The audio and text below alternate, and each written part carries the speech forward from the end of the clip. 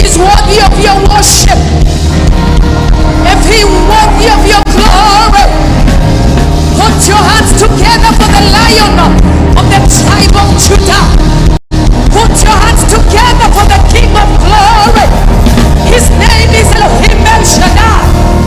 Come on and lift up Adonai. Uhuru Parker. Let every devil know that your God is alive. Your God is alive. Hallelujah. His name is Jesus. Somebody say hallelujah. Hallelujah. Lift your voice and say better hallelujah. Now I want you to look at your neighbor. Ask them, you mean you can look like this under the sun? Tell them, whenever you look nice, the sun suits you. Somebody say amen. Allow me to just lift up this Son of God. Allow me to lift up the Holy Ghost. He is wonderful. He has been so good to me. He has been so kind. He has been amazing. And I just want to say, blessed art thou, Son of David. Blessed art thou, root of Jesse. Hey. You are eminently glorious, immaculately beautiful. I can go on and and on, but my words are not enough. Hey, my vocabularies will fail me. So permit me to cry, Iba, oh Iba. Blessed art thou, Son of David. Hey. Blessed art thou, root of Jesse. Somebody that's in love with him. You are eminently glorious, immaculately beautiful. I can go on and on, but my words are not enough. Hey, Jesus, my vocabularies will fail me. So permit me to cry, Iba, oh, Iba, Iba, oh, Iba, Iba, oh, Iba, oh, Iba, Iba, oh, Iba, oh, Iba, Shabbat Messiah, Iba, oh, lift up your voice and sing, Iba, oh, pura swagger, pura dance, Iba, oh, Iba, oh, pura dance, let's go, Iba, oh, Iba, oh, Iba, oh,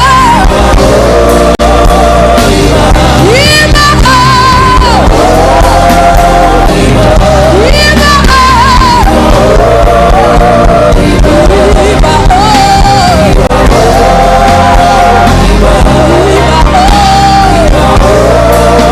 let me hear the congregation sing Iba. Iba, oh. Put a swag to your song. Somebody give him a dance as you sing. One last time, Iba, oh. Iba, oh.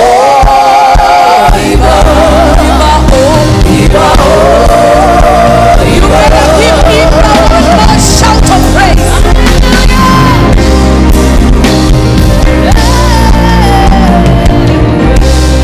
Glory to God in the highest. Before I acknowledge the host, I want to acknowledge the fact that many years ago in 1991, 92, when my spiritual mother began ministry here, in this very, very ground, on this ground. We were here with our umbrellas, with everything. We were all here when she began a ministry, and for 14 years she met here every okay.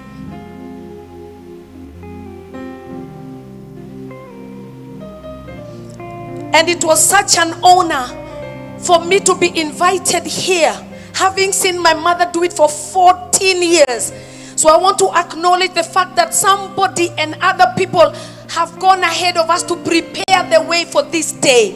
Would you put your hands together for my spiritual authority, Reverend Teresia Wairimo, for bearing the heat, for standing in the rain, for allowing God to use her so that we can come after her and do great and mighty things in the same place. Somebody say hallelujah. I am honored. Reverend Julian Chula, thank you. Thank you for inviting me and for allowing me to be a part of this. I don't take it for granted at all. Thank you for what you did at the Daughters of Zion convention. You finished the microphone. We had to buy another microphone. Then you tore our roof. We have come to get the payment back. Only God can forgive you for that. Thank you. Thank you for allowing us to be here today. We acknowledge you, and this is such an awesome meeting. We thank God. Somebody say amen. I thank God for Bishop. I cannot believe that you could bring Bishop when I'm preaching, and he carries the word. Everything he speaks is just the word. I keep asking him, how are you remembering all these scriptures all at once? Could you put your hands together for Bishop J.B. Masinde, together with his beautiful wife? Come on, put your hands together for the amazing. Yes, we thank God for Reverend Joyce Karaoke. Come on, put your hands together for her. Yes, Bishop David Oyete, for God bless you. And I want to thank you for all the men and the women of God. I have my sons, Pastor Maurice, and the rest of the sons and daughters, Pastor George, my brother. I have all of them over there. God bless you, all the men and the women of God. I love you so much. Thank you for coming. Some of them have escorted me today so that I can preach as they pray for me. Amen. So I have my own amen somewhere. Let me hear my amen. Yeah, come on somebody. So while we are standing, I want us to read the scripture, and then after that we are going to work the word. Say work it. Somebody say, I will build my church. So I'm going to talk about I will build my church, and I will look at the church in the valley. I want you to turn with me to your Bibles to the book of Ezekiel 37. We're going to read verse 1 to verse 11. And then after that, I'm going to have you sit down and I'm going to work the word. Say, work it. The Bible said, the hand of the Lord came upon me and brought me out in the spirit of the Lord and set me down in the midst of the valley, and it was full of bones. Then he caused me to pass by them all around, and behold, there were very many in the open valley, and indeed they were very, very dry. And he said to me, Son of man, can these bones live? So I answered, O Lord God, you know. Again he said to me, prophesy to these bones and say to them, O dry bones, hear the word of the Lord. That says the Lord God to these bones, surely I will cause breath, hide that in your spirit. I will cause breath to enter into you, and you shall live. I will put sinews on you and bring flesh upon you, cover you with skin and put breath in you, and you shall live. Then you shall know that I am the Lord. So I prophesied as I was commanded, and as I prophesied there was a noise and suddenly a rattling, and the bones came together bone to bone. Indeed, as I looked, the sinews and the flesh came upon them, and the skin covered them over, but there was no breath in them. Also he said to me, prophesy to the breath, prophesy, son of man, and say to the breath, thus says the Lord God, come from the four winds, or breath, and breathe on this slain, that they may live. Verse 10 says, so I prophesied as he commanded me, and breath came into them, and they lived and stood upon their feet, an exceedingly great army. Then he said to me, Son of man, these bones are the whole house of Israel. They indeed say, our bones are dry, our hope is lost, and we ourselves are cut off. Master of the universe, everlasting King, use me today for your glory. Let your voice be heard. Let your word move. Do what no man can do. Glorify yourself, oh God, in the midst of your people, I pray. In Jesus' name, and somebody say it, amen. Would you look at your neighbor, tell them, sit on your enemies for life. May they never rise up again. In the name of Jesus. Now, too often, we view the church through human eyes. We evaluate in numbers. We ask pastors how many people they have in their congregations.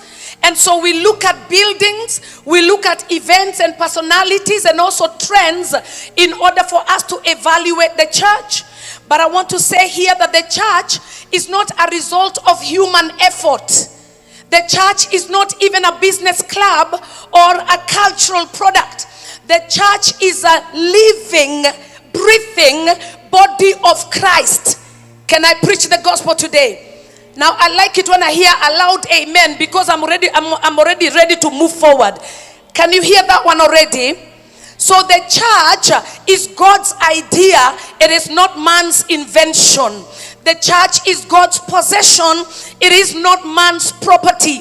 God's work, and it is not man's achievement. This is started by God, and before the foundations of the earth, before time ticked the first second, I want you to know, before the stars even twinkled, God had the mystery hidden in his heart, which is the church. Somebody say the church. Lift up your voice and say, I will build my church. So it wasn't Abraham's idea, neither was it Moses or David. They did not conceive the idea of a church. Neither was it Peter or Paul. I need you to know that the early apostles did not give birth to the church. The church was eternally existent in the mind of God. So the church is not a man's idea at all. The Father dreamt it, the Son died for it, and the Holy Spirit birthed it. So I want you to understand, beloved, that the church is not a man's idea. Would you open your mouth and repeat after me and say, the church is not a man's idea. So the church is God's eternal dream. It existed in his heart before the very foundations of the world. So something that is so divine can never, ever, ever be destroyed by the gates of hell. The devil can never destroy the church. I want the church to say a better hallelujah. So when we look at the powerful birthing of the church was born in fire on the day of Pentecost. The church was not birthed in weakness. I want you to know that the church was birthed in power. It came forth with the wind of heaven and the flames of glory. The church was born in a blaze of glory and a wind of fire. Can I preach the gospel? At the day of Pentecost, heaven descended, and the Bible says there was a sound. What does that mean? That there was a heavenly interruption. The Bible says that there was a wind. In other words, there was a spirit invasion. And the Bible says that there was a flame. In other words, there was a holy ignition when the church began. God did not whisper the church into being. God roared the church into being. So the church began in fire. The church began in fire. And I came to talk to somebody in this house. We will not begin in fire and live in fumes. We will not begin in fire and live in defeat in the name of Jesus. We must come in fire, because this is that season. And I believe God has given the man of God the word for now, because we are rising up with the fire of the Holy Ghost to terrorize the kingdom of darkness. That's what I'm talking about. I came ready to preach. Are you ready for the word of God? The Bible says in Acts chapter 2 and verse 2 that, and suddenly there was a mighty rushing wind. There was a mighty rushing wind. I believe this week we are going to experience a mighty rushing wind at Uhuru Park in the name of Jesus. Am I talking to somebody in the house? Oh, let it be known that we were born in power, we will live in power, and we will exit in power. Hey! Don't get me started. I said we were born in power, we will live in power, and we will exist in power. Hey, somebody. Can I preach this gospel? You cannot live on fumes. I declare in the name of Jesus, your name must be known somewhere. What you do cannot be ignored. So the Bible tells us that Christ is the head and also the builder. When we understand that Christ is the head and the builder of the church, it brings us peace and purpose and also perseverance. Now, Christ as the head of the church means that he has the supreme authority over the church. The Bible says in Ephesians chapter 1, verse 22 and verse 23, according to the ESV version, the Bible says, and he put all things under his feet and gave him as head over all things to the church, which is his body, the fullness of him who fills all in all. Christ has authority over everything, not just over the church, over everything. Can I hear somebody say amen? For the sake of the church. He has authority over everything for the sake of the church. And I want you to hear me. It means that everything that is happening is ultimately under his rule. I want you to hear me today that he is not just above the church. He is the source and the sustainer of the church. Can I preach the gospel? Say, preach, mama. The second thing we see is that he is the source of life and direction. Think of a human body. The head is what controls the human body. If right now somebody appeared here without a head, we would all take off. You would not even believe it's us. We would all be running away because you can't imagine a body without a head. Am I talking? So this is what we must understand, that the head is who controls the movement and the growth and the health. Without the head, the body is lifeless and directionless. So Christ is the head. Everybody repeat after me and say, Christ is the head. Colossians chapter 1 verse 18. He is the head of the body, which is the church. And he is also the beginning and the firstborn from among the dead, so that in everything he might have the supremacy. He is supreme. He is the life of the church. He is the source. He is the mind of the church. He is the voice of the church. We speak what he says, not what we feel like speaking.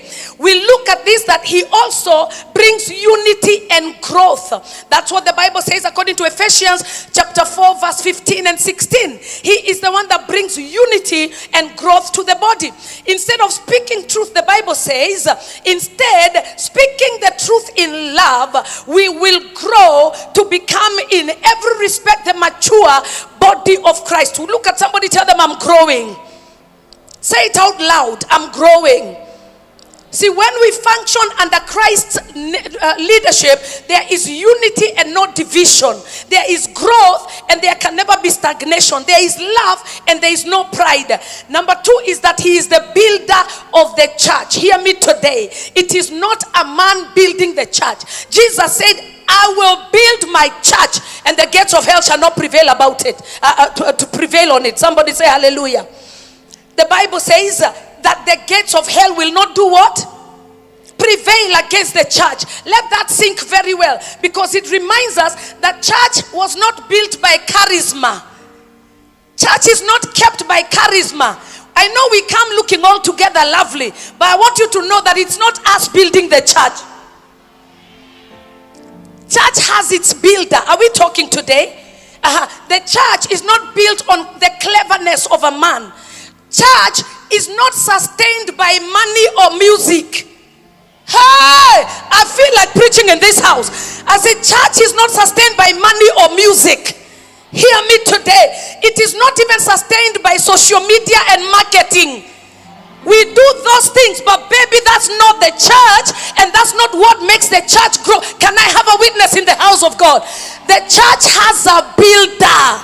Hey, my God, it is built by Jesus Christ through the Spirit of the living God and by his word. He builds on the right foundation, the rock. I need you to hear me. It is not Peter's personality when he talked about you are the Christ, the Son of the living God. No, it is not his personality. It was his confession that caused Jesus to say you are that caused Jesus to say on this rock. So God, Christ builds on revelation. Somebody say revelation. Lift up your voice very clearly and say revelation. The Bible says, for no one can lay a foundation other than that which is already laid. Christ has already laid the foundation. If he is not the foundation, if he is not the central message, if he is not the worship, then we are building sand castles and not spiritual houses, and they cannot last. Can I preach the gospel? He uses living stones. I need you to look at your neighbor like this, nudge them like this and say, did you know you are a stone? Come on, look at them and just nudge them like this and ask them, did you know, by the way, that you are a stone? You are a living stone. The Bible says in 1 Peter chapter 2, verse 4 and 5, as you come to him, the living stone, rejected by humans, but chosen by God, you also are living stones, and you're being built into a spiritual house. Nudge them again like this and say, did you know you are a spiritual stone? So we are not bricks, we are also living stones, hand placed by God himself. He does not discard you because of your past. You are a good enough stone to build. Come on, can I hear a better hallelujah? Oh, you better shout a better hallelujah. No devil can discard you. He loves you with your past, present, and where you are going. He's not throwing you off because you don't look like a proper stone. You are a good stone, and he's using you. Can I hear better hallelujah? So he doesn't ignore you because of your weakness or because of the family you came from. He fits you in perfectly with his design. So since he is the builder, our efforts are not in vain. Our labor is not in vain. So it doesn't seek that we should just go fold our hands and let him do everything. No, he uses us to do what he needs to do here on earth. So sometimes when you labor and you don't see fruits, I want you to know that Christ is still building, and very soon you're gonna see fruits. In fact, can I tell somebody that the longer the fruit takes, the more powerful it's coming out, because you're not growing maize. What you're growing is some lasting solutions for this generation. Somebody say hallelujah. Was I told that Gen Zs are here? You know, those are my people. Gen Z, wacha niwasikie. Ndio hiyo sasa. Sasa ndio hiyo. We preach, we teach, we serve, we pray, and it feels like it's not being noticed. But I want you to know that there is a promise. According to 1 Corinthians 15 and verse 58, the Bible says, always give yourself fully to the work of the Lord, because you know that your labor in the Lord is not in vain. I came to Uhuru Park to declare over somebody, you are about to reap a harvest that you sowed years back. You're gonna reap it in Jesus' name. Somebody say yes. Now, because Christ is building, every aspect, every act of love is remembered. There is nothing, no seed that you're sowing, even in this place. There is no seed you're sowing that is going in vain. God is remembering. Neither is there any tear that you have ever cried that has been ignored. God is using it all for his glory. So if Christ is building the church, I came to tell you, hell cannot win over your life. It can never win. Somebody say hallelujah. No matter the strategy or the power of the resistance they use, hell cannot win over Christ's church. It is Christ that is building, and no devil in hell can overcome the church. Somebody say hallelujah. You will not be sabotaged. So you can serve in confidence and not fear. Your labor is not in vain. Somebody say hallelujah. Yes, you don't need to panic.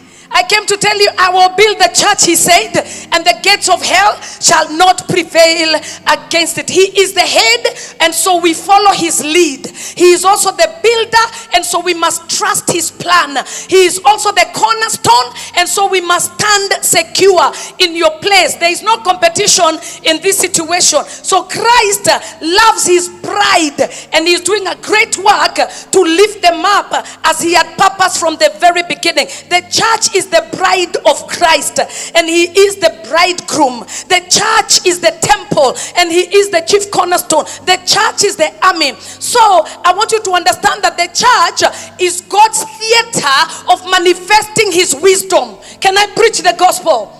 Paul says, according to Ephesians chapter 3 and verse 10, the Bible says, to the intent that now the manifold wisdom of God might be made known by the church to principalities and powers in heavenly places. What did I say? The manifold wisdom of God. So the church is heaven's demonstration of God's power. How can we walk in a weak way? Let me tell you, you're more powerful than you look. You may not have outside muscles, but you're dangerous. You are armed. Somebody talk to me in the house of God. The church is heaven's demonstration center, and he is about to show you and showcase you as a billboard. Hey! Can I preach this gospel? Not only on earth, but the Bible says even before angels and principalities, God is displaying you. We are about to show you how in a short while. In the church, God puts his grace, his power, and his love on display. So I need you to look at somebody next to you and say, I know it's hot, but God is about to display you. Generations are about to be manifested because of you. We don't just preach sermons, we manifest mysteries. This is a week of manifesting mysteries. I see people getting healed under the sound of my voice in this place. You will not leave Uhuru Park the way you came in. We are manifesting the mysteries of God in this place in Jesus' name. Can I hear hallelujah? So we don't just gather on Sundays. We gather to demonstrate divinity.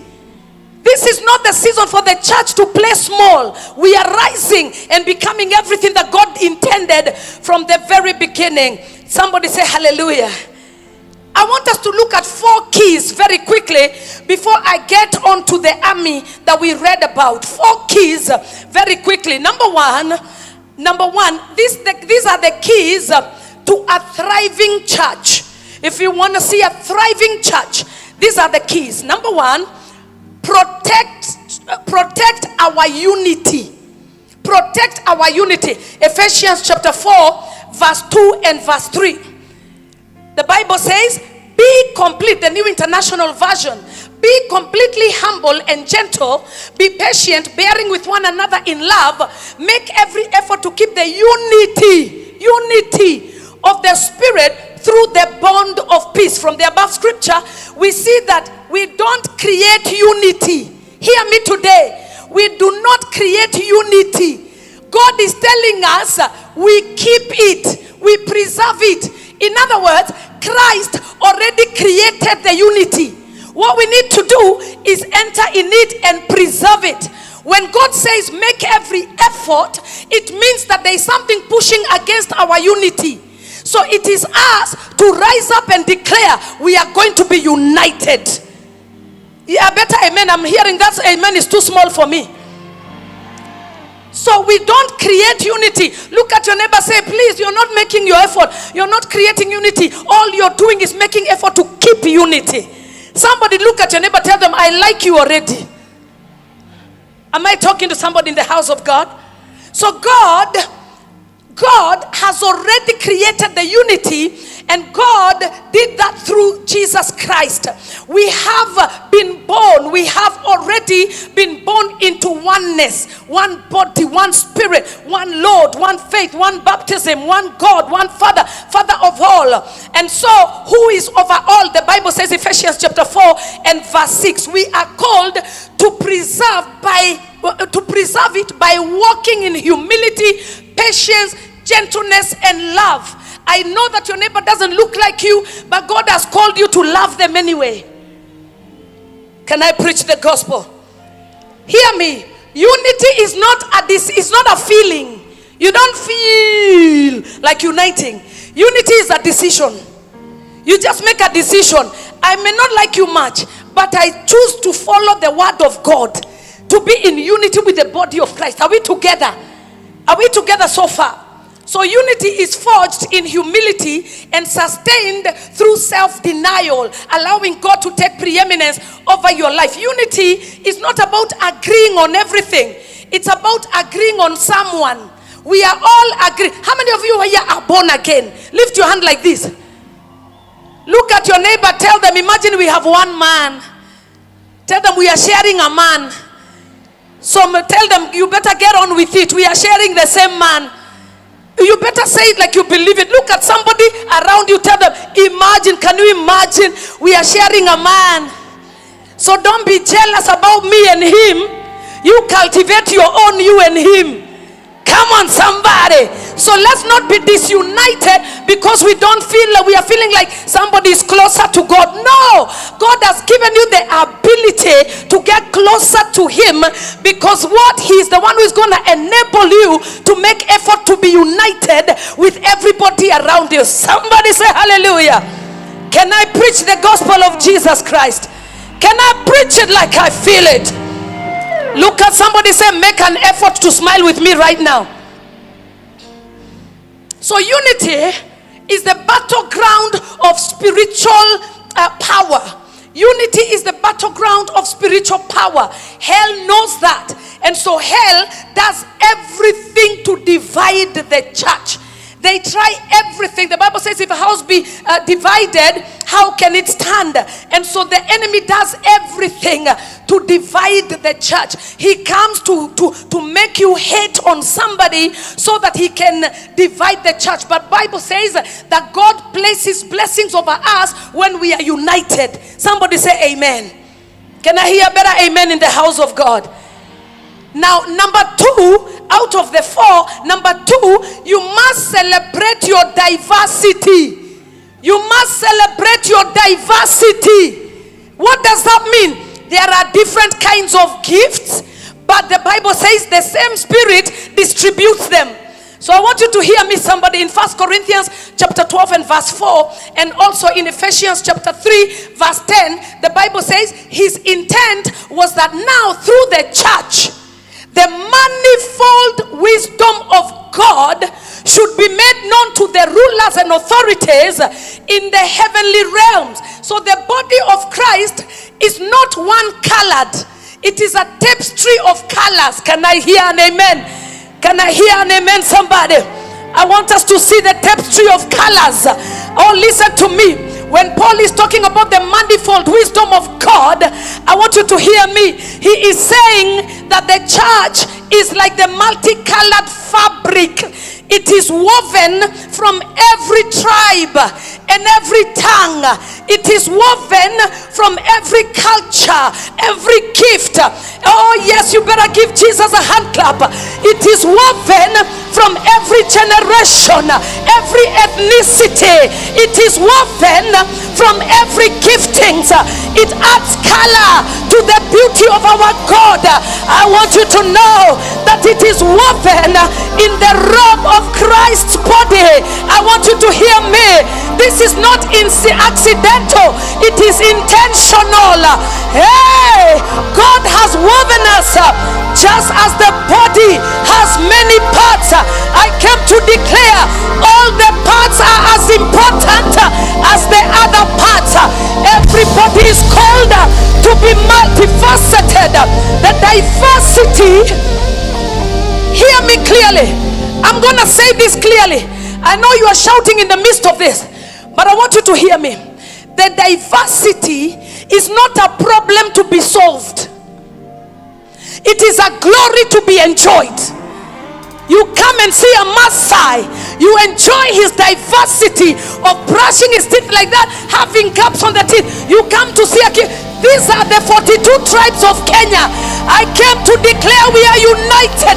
Our diversity is for the glory of God. Our diversity is not to kill us, is to make us. The church is not called to united. I came to declare to somebody, your diversity is for the glory of the King of Glory. Your diversity is for the glory of the King of Zion. Your diversity is working for your good. Hear me. Diversity is not a threat. Diversity is not a threat. It is a glory of God's creation. God's creation is diversified like this. Hear me today. Hear me today. Hear me today. Diversity is for the glory of God, for us to see the creativity of God. That is why you don't only find apostles, you also find prophets. You don't just find prophets, you also find evangelists. You don't just find evangelists, you also find teachers. You don't just find teachers, you also find pastors. You don't just find pastors, you also find CEOs. You don't just find CEOs, you also find entrepreneurs. You don't find only those, you find filmmakers. Where are the chances at? You are going to be the best filmmaker on the earth, somebody. You don't just find filmmakers, you find people that are ready to be used by God. You don't have to be on the altar to be in the body. You don't have to preach the gospel like we are preaching. In your diversity, God is being revealed. God is being revealed. He is being revealed. In your diversity, God is showing up. I came to talk to somebody. If you're a barber, be the best barber on the face of the earth. If you're a nail technician, be the best nail technician on the face of the earth. If you're a hairdresser, be the best hairdresser. Our differences are glorifying the Lion of the tribe of Judah. If he wanted you to be the same, he would have made you the same. But no, the difference is our beauty. 42 tribes are showing the glory of God. Lift up your voice and say diversity. Lift it up and say diversity. Lift it up and say diversity. Am I talking to somebody in the house of God? I want to let you know, you're not a worshiper by mistake. You're not an artist by mistake. You're not a missionary by accident. You're not an intercessor by mistake. You are a businessman by plan, because God wanted to show the factors of its glory even in the marketplace. We are not just displaying the glory of God on the altar. We are displaying the glory of God in the marketplace. The church cannot be stopped. I say the church cannot be stopped. I say let the devil dare. The church cannot be stopped. Yeah. And we are rising in power. We are rising in glory. We are rising in oneness. We are rising in unity. Lift up your voice and shout yes.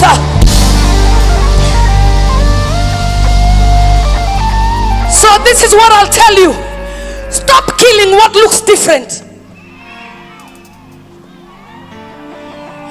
I want to say that again. Stop killing what looks different. Embrace it. It will take you far. Because one tribe, the culture is different from the other tribe. It's all mandated by Jehovah himself, because he knows there is no way a Kalenjin will do what a Kikuyu is doing, and a Luo and a Luya. That's why we have 42 of them to display the glory of God. Hey, look at your neighbor, say, I embrace your diversity. I will not fight your diversity. Your diversity will unify us to become everything that God created you to become. You don't have to look like me for us to become something. We don't have to look alike. We only have to serve one God. We don't have to look alike. You don't have to preach like me. We only have to love one God, and everything is gonna be alright. Somebody say yes. Lift up your voice and say a better hallelujah. Let's stop exalting some and excluding others. All of us are exemplifying Christ in our different spheres of influence. Let's stop expecting people to be like us. Let us know we are serving God and allowing God to take preeminence. So what does that mean? That we must celebrate our differences. We must celebrate our differences. We should not fear our differences. Celebrate them and you will see the diversity of God. I want you to keep looking at this team as they have all dressed up in the 42 nations, 42 tribes of Kenya. Look at your neighbor, tell them, stop killing what looks different. Embrace it and God will help you in that area in the name of Jesus. Can I preach the gospel? So you're going to be seeing them displaying the differences as you watch, so that you can pick yours and see where you lie. But I see greatness being raised at Uhuru Park. I declare you will never be the same person again. Somebody say hallelujah. Number 3, you must grow in maturity. The Bible says, then we will no longer be infants tossed back and forth by the waves. Instead, speaking the truth in love, we will grow to become in every respect the mature body of him who is the head, that is Christ. Ephesians chapter 4 verse 14 and verse 15. A church that thrives must also be a church that grows. Immaturity opens doors of deception and defeat. We must be people that grow. I want you to hear me today. Childish Christians are not able to handle storms. Every storm that comes, you keep running. But God is saying, in every storm, He has already made a way out. In every situation you're in, He has already made the way out. So grow up in it. The enemy preys on infant Christians that lack discernment. They don't want doctrinal foundations. They are still playing church, but they don't even know how powerful they are as a church. We live in a time where trends easily replace the truth, where emotionalism takes the place of scripture. We live in a time where we can be pushed to and fro, but it's time for the church to come to age. I want you to look at 3 people, tell them grow, grow, grow, grow, grow, grow. Tell them mature, mature, mature, mature, mature. By the way, Gen Zs, we are waiting for you, because I know you will take over as God matures you in the things of God. I believe you will take over as God matures you in the things of God. Somebody say hallelujah.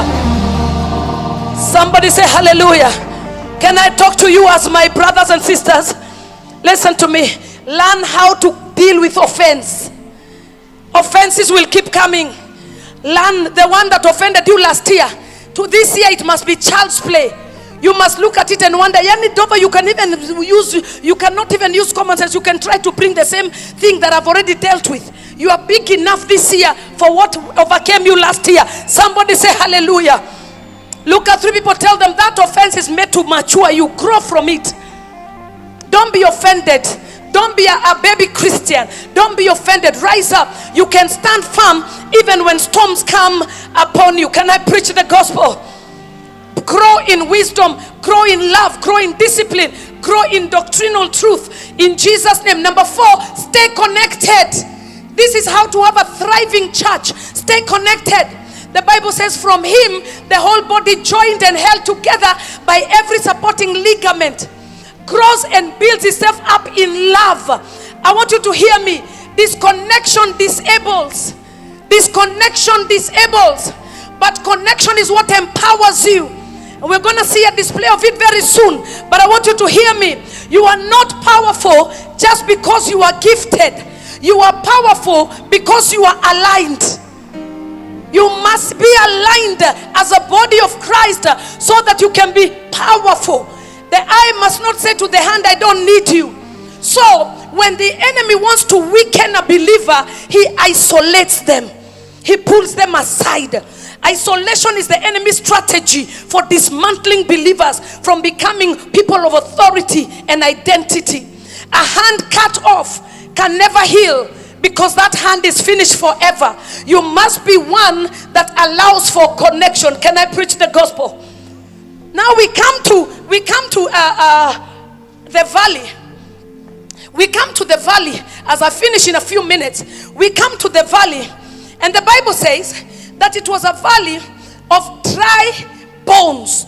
Dry bones. They are already dry, and then they are already bones, so they are dry. But Bible says there were dry bones, and the Bible says the hand of the Lord came upon Ezekiel and asked him, can these bones live? What a picture of today's church. A lot of church today is a valley of dry bones. What am I saying? That there is so much lifelessness in so many churches where it's just beating drums and seeming to enjoy the moment. But I want you to hear me. We cannot be divided and make it in life. So this is the season where we don't just want talented singers. We want singers with oil.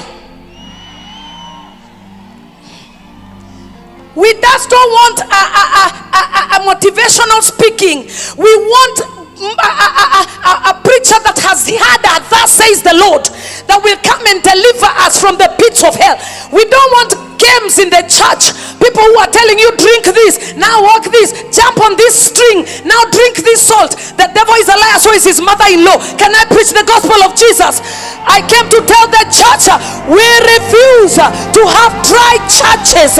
We declare in the name of Jesus, we shall walk as an army. Can I hear somebody say hallelujah? And he said, speak to the bones. And the Bible says he spoke to the bones, because I came to tell you that what we need for us as the body of Christ, in order for us to become, we must hear the word of God.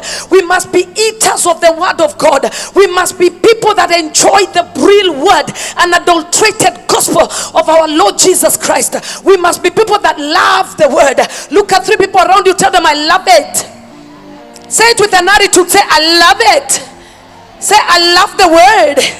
I love the word. I take the nations. We'll spend the millions. We'll win the world. We'll win the world. I said we win the world. We'll spend the billions. Where are the Gen Z's at? Where are the Gen Z's at? So you must be people that hear the word. Are we together? And the Bible says, as he spoke the word, something supernatural began to happen. Something supernatural began to happen. These many tribes, these many differences, these many people began to join together. The Bible says the bone came bone to bone. Now watch this space. Bone to bone. Let the bone to bone come. Bone to bone. I don't care what tribe you are. I just care that we are serving the one true God. I don't care where you're coming from. I just care that we are serving the Master. I don't care who they said you are. I just care that we believe in Jesus Christ of Nazareth. And they came together. The Bible says the bones came together. Can I hear a shout in this house? You better shout like a warrior. You better shout like a believer. I came to prophesy. I prophesy. Anything dead upon your life is coming together today in the name of Jesus. Anything that has died, I rise as a prophet to call it back to life. I call your marriage back to life. I call your finances back to life. I call your mind back to life. I call everything about you back to life. Shout it! Everything that concerns you, I call it back to life. I want you to hear me, somebody. When he prophesied, hear me, because you need a voice. Hear me. This is not the season to put away the men and the women of God that God is using for you. God had to use Ezekiel.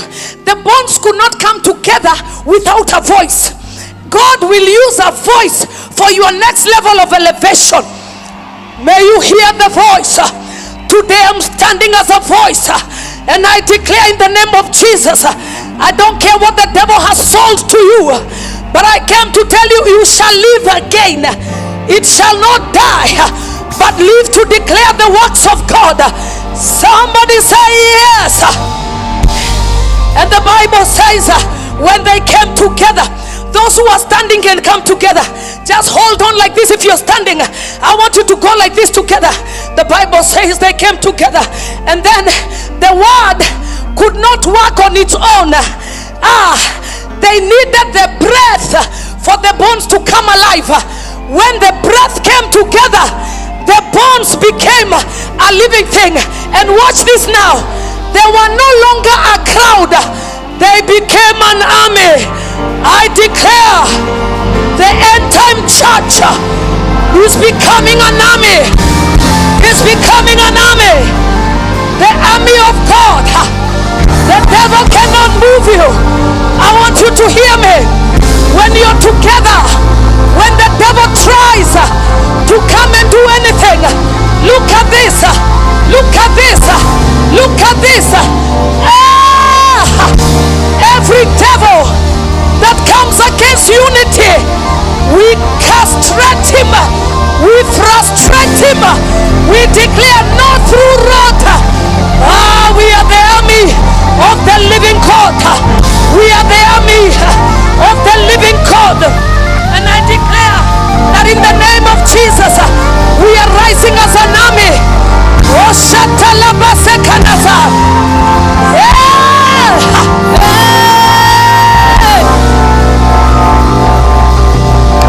Whatever beat you when you are single, I declare as an army, it's not coming through your marriage, it's not coming through your children, it's not coming through your age.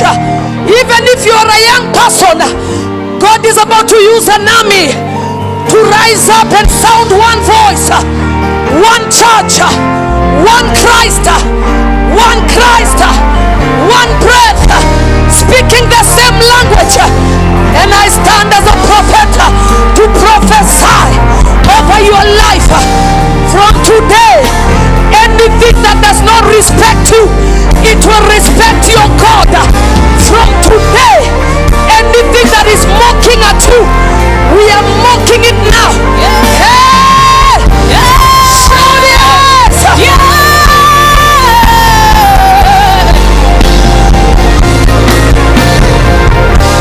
When an army comes together, when an army comes together, no matter what the devil tries, he can never penetrate. Because when it's one army, hold together as an army. Hold together. I don't care whether you know them or not. We know them now, right now, because we came here for Jesus. When an army is together, I want you to see what they do to the enemy. I want you to look and see what they do to the enemy. Look at that, look at that, look at that. Look at that. Look at that, look at that. Look at that.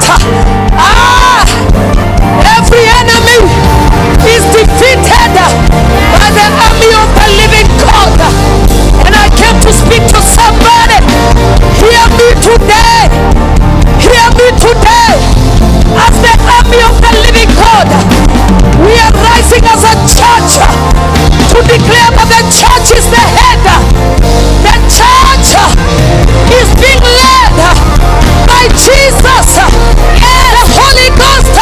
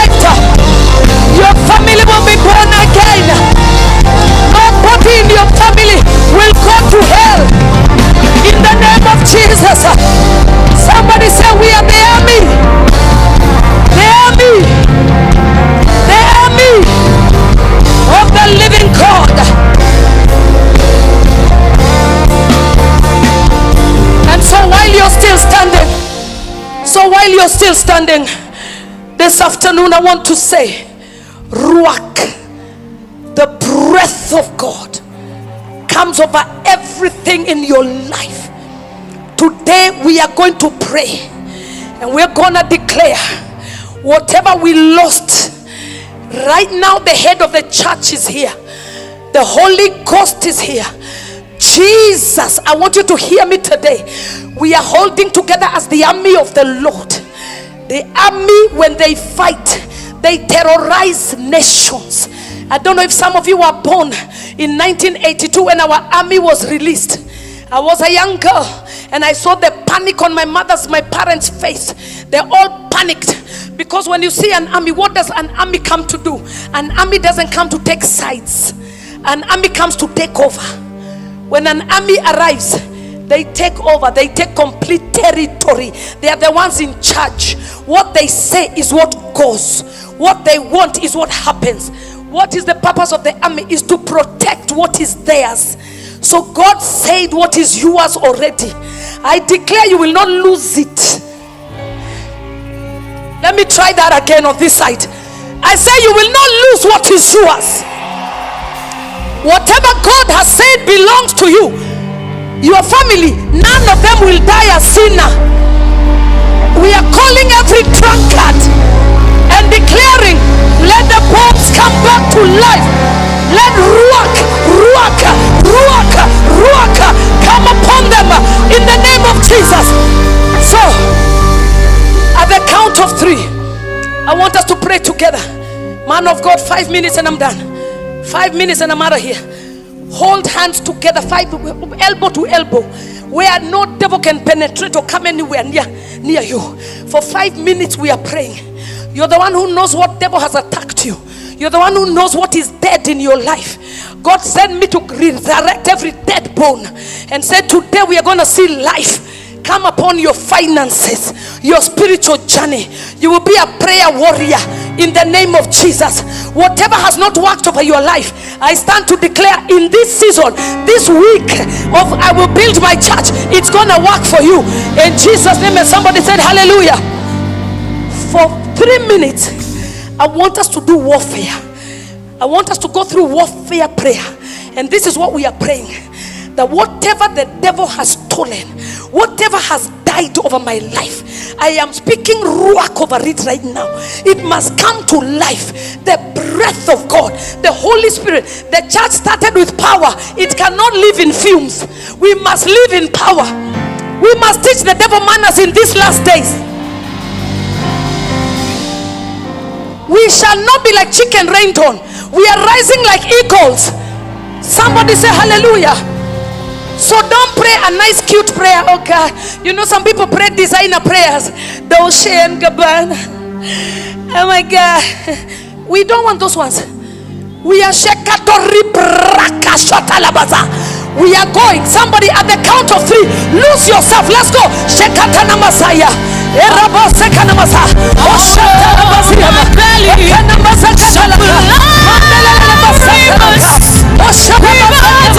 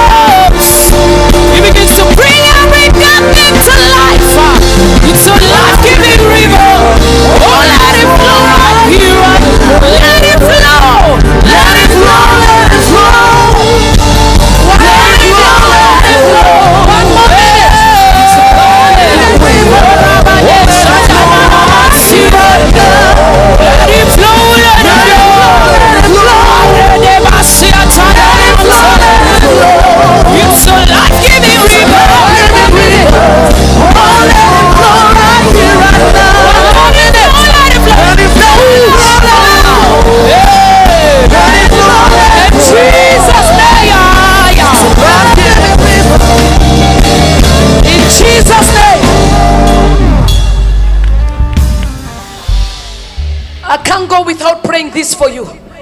The other day, I was in a debt situation that was so unbelievable.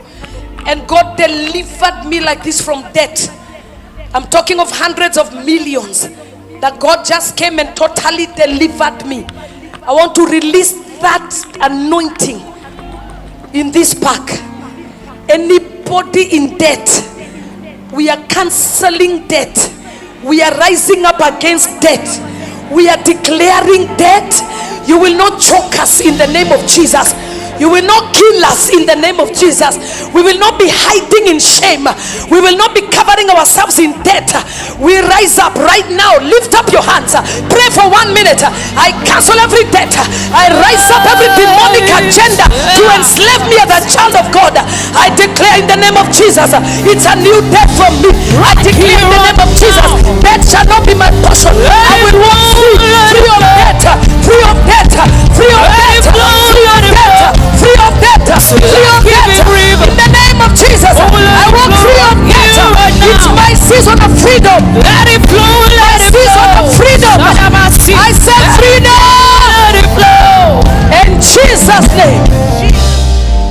And I declare, if God did it for me, may He do it for you. May you walk debt free. May this be your season of freedom. May every dead thing come back to life. In the mighty name of Jesus. Amen. And as I finish, I want to tell you here, look at your neighbor, tell them we are together. And as the army of the Lord, He is building His church, and we cannot lose this battle. I have written a book on building from the place of rest. I've come with some copies. Please make sure you get yourself a copy. This is a life transforming book. It shows you how to build from rest. So you're not using effort and just going round in circles. This book will help you. Get a hold of it and God is going to bless you. I love you so much. May the good Lord bless you. I will see you tomorrow.